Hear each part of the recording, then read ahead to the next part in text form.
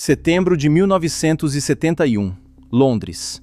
Em algum lugar no escuro da cidade, um homem sentado diante de um rádio amador escuta uma voz que não deveria estar ali. Não é uma emissora, não é um taxista. É uma voz baixa e cuidadosa falando sobre dinheiro, sobre um buraco, sobre ficar quieto e esperar o sinal. Por puro acaso, ele acaba de sintonizar uma quadrilha conversando em tempo real no meio de um dos assaltos a banco mais ousados da história britânica. Eles estão embaixo de um banco na Baker Street, no fundo de um túnel cavado à mão, esvaziando um cofre cheio dos segredos de estranhos. E a única coisa que ninguém planejou, a única coisa capaz de derrubar tudo, é que um desconhecido, a quilômetros dali, está ouvindo cada palavra. Imagine esse estranho, porque ele é o fantasma que assombra esta história inteira. Um quarto comum, uma luminária, um rádio sobre a mesa, o chiado do ar aberto preenchendo o silêncio. E então, do meio da estática, vozes humanas, tensas. Ele escuta e entende, aos poucos, que não é uma peça de rádio nem uma brincadeira. É um crime, ao vivo, acontecendo em algum ponto daquele oceano escuro de prédios. E ele é a única pessoa honesta no mundo que sabe disso. Se você gosta de crimes reais contados a partir dos registros e não da lenda, se inscreva no canal e leve uma pergunta com você. Se você tivesse feito o assalto perfeito e descobrisse que um estranho ouviu tudo, você fugiria ou continuaria cavando? Os homens debaixo da Baker Street tiveram que responder isso de verdade. Mas, para entender como se chegou até ali, precisamos voltar, não ao túnel, ao homem que teve a ideia. E, por boa parte dessa história, ele não tem nome. É apenas o cérebro da operação e, por muito tempo, o fotógrafo. Porque essa, segundo os registros, era a fachada dele no mundo comum. Um homem com uma câmera e uma profissão. Alguém que circulava pela cidade sem chamar atenção, que podia apontar uma lente para um prédio e estudá-lo em plena luz do dia, enquanto todo mundo supunha que ele estava apenas trabalhando. Não era um assaltante de banco conhecido, não era um rosto que a polícia já associava a esse tipo de crime. Era um criminoso mais silencioso e mais calculista, do tipo que planeja no papel antes de alguém encostar numa ferramenta. E essa fachada importa mais do que parece. Uma câmera permite que um homem fique parado numa rua, olhando para um prédio o tempo que quiser e ainda pareça pertencer ali. Permite estudar uma porta, um telhado, o fluxo de pessoas e chamar isso de trabalho. Onde um assaltante conhecido rodeando a Baker Street levantaria suspeita em minutos, um homem com uma lente não levanta nada. A banalidade dele era o disfarce. Não um brutamontes. Um planejador que entendia que a melhor forma de se esconder é parecer sem graça. E aí está a semente de tudo. Isso nunca seria um arrastão, uma espingarda sobre o balcão, um punhado de notas tirado do caixa. O homem por trás disso pensava maior e mais frio. Ele olhou para o jeito como bancos eram construídos, para onde o dinheiro de verdade ficava, e enxergou a falha que quase nenhum ladrão considera. Todo mundo protege a porta da frente. Todo mundo vigia o balcão, os funcionários, o alarme na parede. Mas embaixo das filas e das contagens, abaixo da rua, está o prêmio de verdade, e quase ninguém pensa no chão em que ele se apoia. A característica que definia esse homem era paciência. Paciência de planejador. Guarde isso, porque foi a paciência que construiu este crime, e a pressa, no fim, tem muito a ver com o que o quebrou. E paciência, para um sujeito assim, significa aceitar semanas do trabalho mais pesado e sem nenhum glamour por um pagamento que ainda é só imaginação. Significa dizer não ao dinheiro rápido e se comprometer com uma rotina lenta e secreta no escuro, em que qualquer noite pode derrubar tudo. A maioria dos ladrões quer agora. Ele conseguia esperar. Enxergava o túnel pronto na cabeça muito antes da primeira pá de terra sair do chão. E qual era o alvo? Uma agência de um grande banco na Baker Street, no coração de Londres, e, mais especificamente, o que havia embaixo dela, o cofre de caixas de segurança. Não as gavetas de dinheiro lá em cima, as caixas lá embaixo, fileiras e fileiras de caixas metálicas trancadas, onde os ricos e os cautelosos guardavam aquilo que não queriam que ninguém soubesse que tinham: joias, dinheiro, ouro, documentos, segredos. Uma sala de concreto reforçado embaixo de uma rua movimentada, protegida por uma porta pesada, paredes grossas e uma única suposição que se sustentava desde que bancos existem, a de que ninguém entra por fora sem passar pela porta. O cofre não era vigiado por baixo, porque ninguém acreditava que por baixo fosse uma ameaça. E era isso que fazia daquilo uma fortaleza. O cofre foi construído para resistir ao ataque pela frente, à furadeira na fechadura, ao assalto em horário comercial, com alarmes ligados à porta e às paredes. Atacar daquele jeito era loucura. Você dispararia o alarme ou ainda estaria suando em cima da fechadura quando a polícia chegasse. E o homem por trás do plano concordava. Por isso, decidiu não encostar na porta. Ele viria pelo chão. Esse é o lado terrível e genial da ideia. Todas as defesas daquele cofre apontavam para fora e para cima, para a rua. Ninguém tinha blindado de verdade a única superfície sobre a qual um banco simplesmente se apoia sem pensar: o piso. Porque para atacar dali, era preciso ser louco e paciente o bastante para cavar. Era um castelo com a ponte levadiça erguida e as muralhas guarnecidas, e o planejador decidiu chegar por baixo, onde não havia guarda nenhum. A ideia era tão simples quanto insana: não invadir o banco, alugar uma loja perto, a algumas portas de distância, um imóvel comum com porão, e, daquele porão, cavar. Cavar um túnel à mão, por baixo dos prédios no caminho, por baixo de uma loja, por baixo de um restaurante, atravessando a argila de Londres e o que mais houvesse pela frente, até chegar exatamente embaixo do cofre. Depois romper o piso da sala forte por baixo, a única direção que ela nunca foi feita para defender, e subir para dentro de uma sala cheia do tesouro dos outros, com a porta pesada ainda trancada atrás de você. O banco guardaria aquela porta o fim de semana inteiro, fielmente e inutilmente, enquanto a quadrilha esvaziava o lugar por baixo. Mas um plano desses não se faz sozinho, exige uma equipe, e aqui a história se enche de figuras conhecidas apenas pela função. Havia o planejador, havia os cavadores, os braços que passariam noite após noite de joelhos num túnel apertado, tirando terra e entulho no escuro.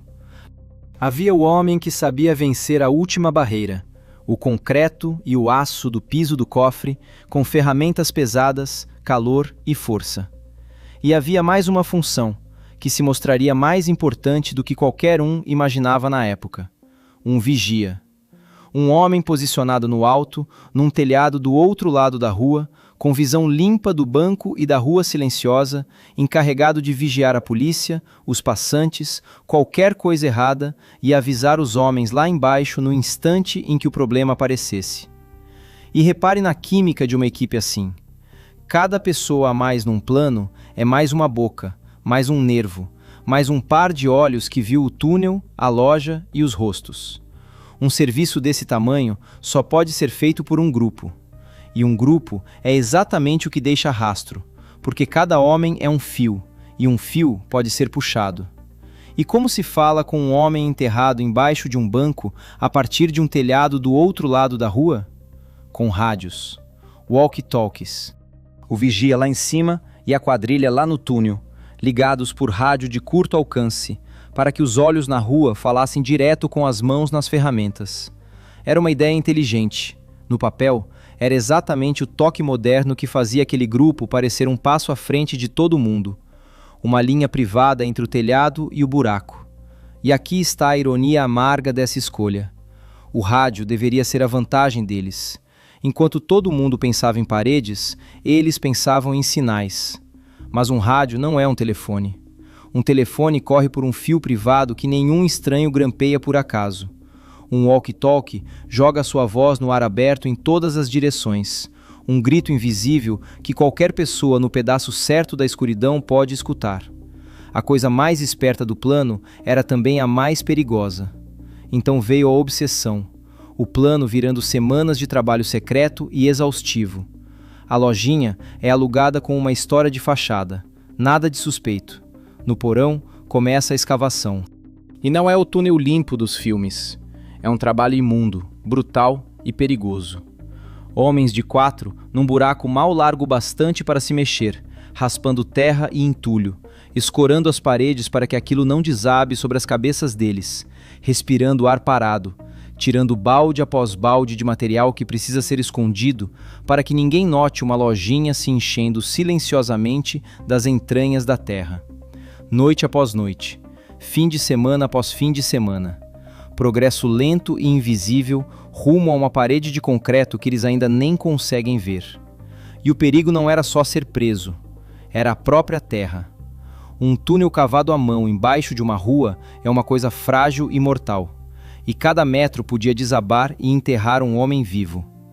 Havia os canos e cabos de uma metrópole, o risco de atingir água, o risco de o solo ceder, o risco de um ruído subir até uma sala onde alguém pudesse estar escutando.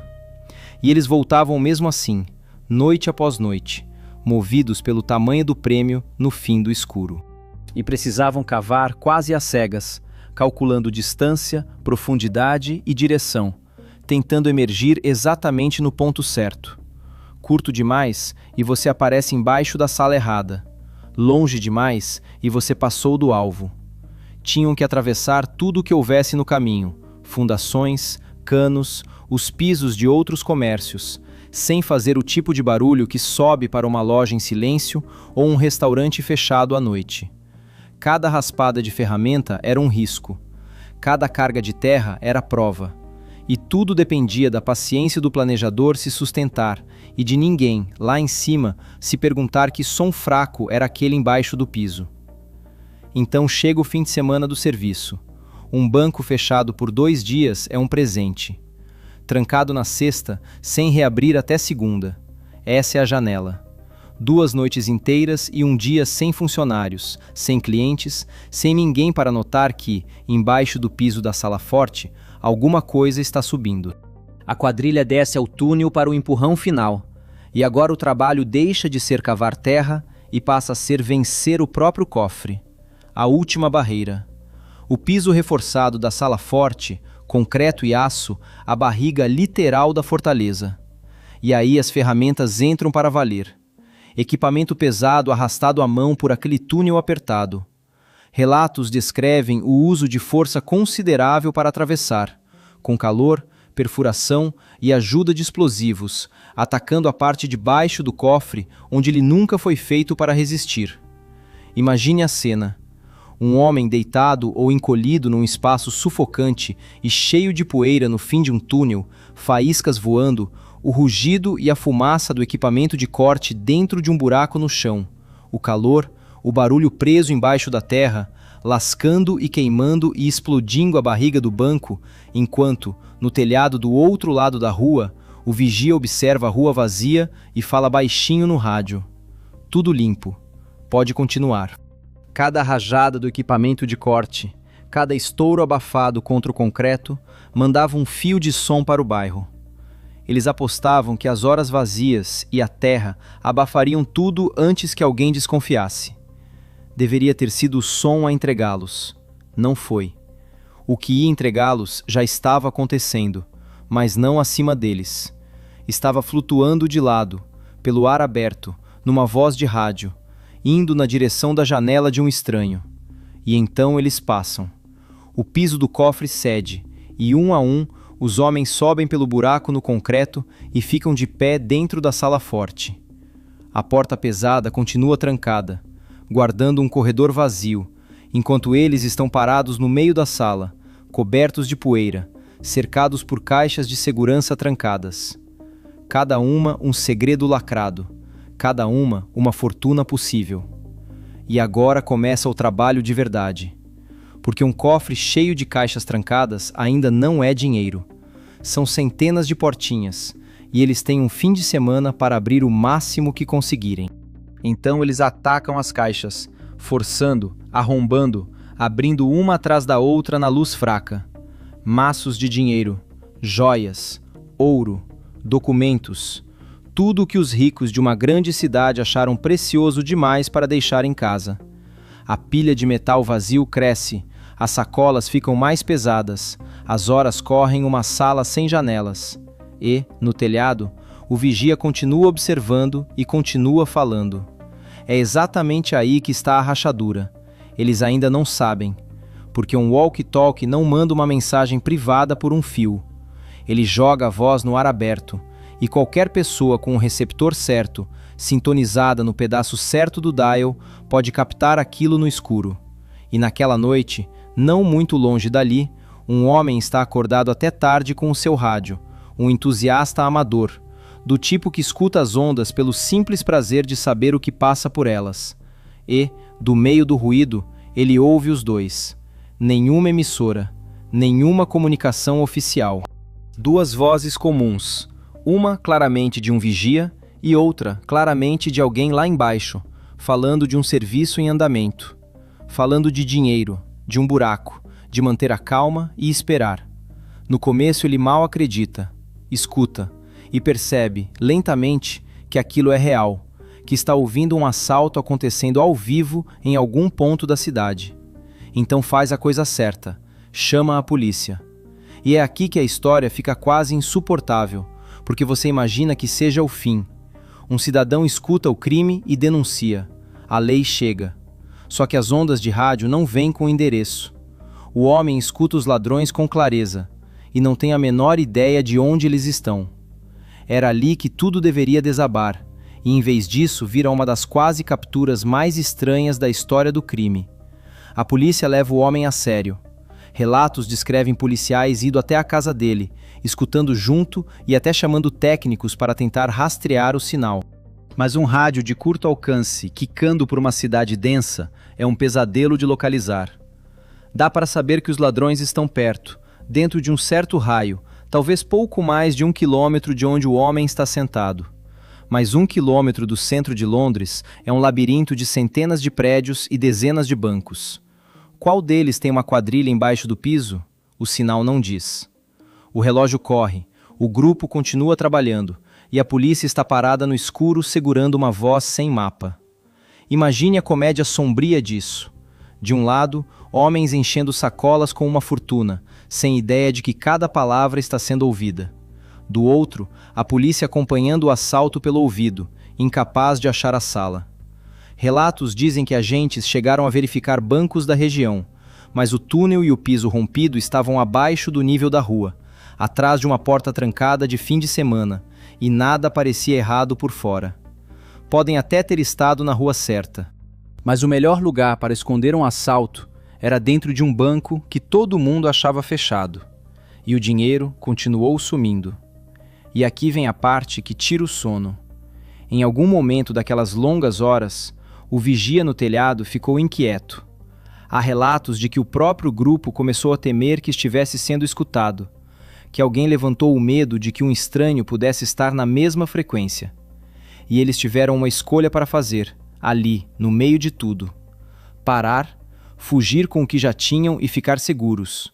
Ou confiar que ninguém os encontraria a tempo e continuar esvaziando as caixas.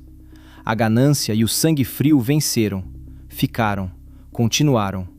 E o mais enlouquecedor é que eles estavam certos. Apostaram que uma voz no escuro não podia ser rastreada até uma porta, e ganharam a aposta, enquanto a polícia ouvia tudo. E é aqui que cai o mito mais comum sobre o caso. As pessoas acham que a quadrilha foi uma máquina perfeita, que executou o impossível sem falhas. Esse grupo chegou a um fio de ser pego em flagrante, não por investigação brilhante nem por um delator, mas por puro azar, um estranho com um hobby e um receptor. O plano perfeito tinha um furo desde o começo, e o furo era justamente o rádio de que eles tanto se orgulhavam. Quando o fim de semana acaba, a quadrilha já se foi. Descem de volta pelo buraco, atravessam o túnel, saem pela lojinha silenciosa e somem na cidade com as sacolas, deixando para trás uma cena que chocaria o país. Um cofre trancado, aberto por dentro, um piso rasgado, centenas de caixas saqueadas, um túnel correndo por baixo da rua até um comércio vazio, e uma carga cujo tamanho real ninguém jamais conseguiu afirmar, porque muito do que fica numa caixa de segurança nunca é declarado, nunca é registrado, nunca é admitido.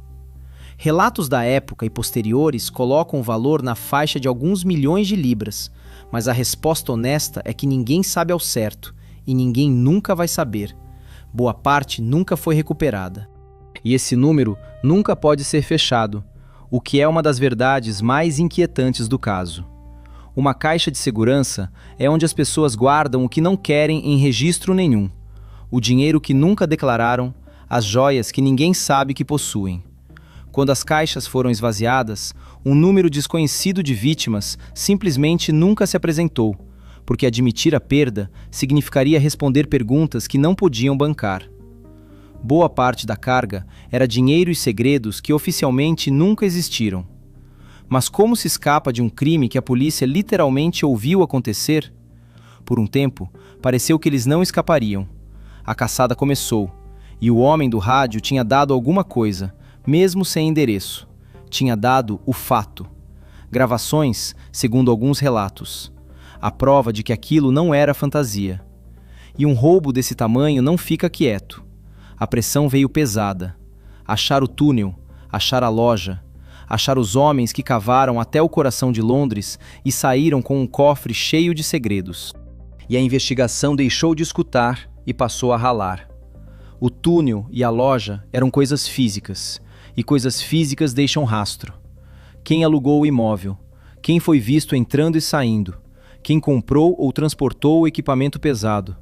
Quem tinha uma explicação sobre aquela lojinha que não se sustentava? Os detetives trabalharam o terreno do mesmo jeito que a quadrilha trabalhou a argila, devagar, com paciência, seguindo papéis, testemunhos e os pequenos erros humanos que um serviço desse porte espalha atrás de si. Em algum ponto dessa moagem, o fio enroscou e, uma vez enroscado, começou a ser puxado. E essa é a lição silenciosa por baixo de toda a espetacularidade.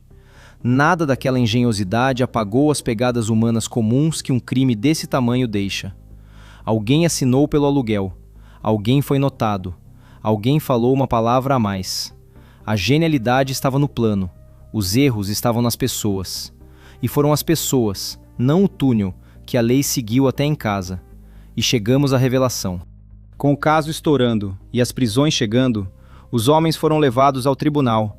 E entre os nomeados e condenados como líderes do serviço da Baker Street, estava um homem chamado Anthony Gavin.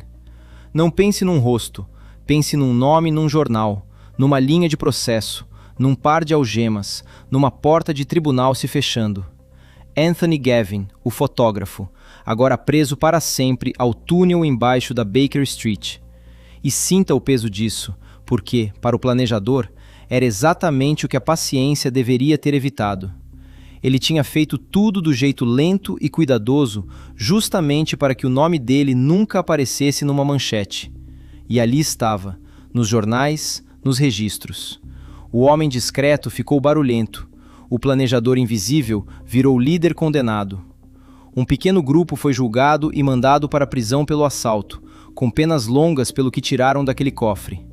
O plano construído para não deixar rastro deixou, no fim, o único rastro que importava: nomes, num tribunal.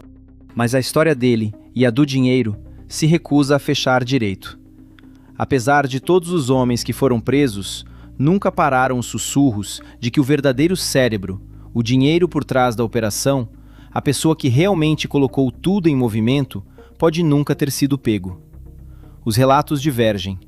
Há quem acredite que os homens no banco dos réus eram a equipe e os organizadores de campo, enquanto alguém maior e mais silencioso saiu limpo e jamais foi nomeado. Ninguém sabe ao certo. O que é certo é que a maior parte da fortuna, seja qual for o valor real, nunca foi recuperada.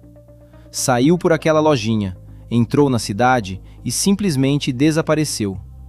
E existe a lenda, a parte que talvez você já tenha ouvido, e aqui é preciso ser honesto. Com os anos, cresceu em volta do caso da Baker Street a afirmação de que o assalto teria sido abafado pelas autoridades, que os jornais teriam sido pressionados a silenciar porque uma daquelas caixas de segurança supostamente guardava fotografias comprometedoras de alguém poderoso, até mesmo da realeza, e que tudo teria sido enterrado para proteger uma reputação. É uma história e tanto, e virou até filme. Mas você precisa saber exatamente o que ela é. É um boato, uma teoria, não comprovada, contestada, negada por muita gente que estudou o caso e impossível de confirmar. Talvez existisse uma caixa sensível, talvez não. Talvez o silêncio posterior fosse encobrimento, ou talvez fosse apenas um caso sumindo do noticiário como crimes antigos costumam sumir. Ninguém nunca provou nada disso. Trate como lenda, não como fato. E pense no que a grande força do planejador custou a ele. A paciência construiu um túnel que ninguém achava possível e venceu um cofre que todos julgavam seguro. E, ainda assim, a mesma mente cuidadosa que planejou cada centímetro da escavação não conseguiu planejar a única coisa fora do túnel, um estranho no escuro com um rádio, e não conseguiu manter o próprio nome longe da luz. Ele subiu pelo piso de uma fortaleza e saiu com uma fortuna, e terminou como um nome num processo, enquanto, em algum lugar acima dele, talvez, quem realmente puxava os cordões escapava de vez.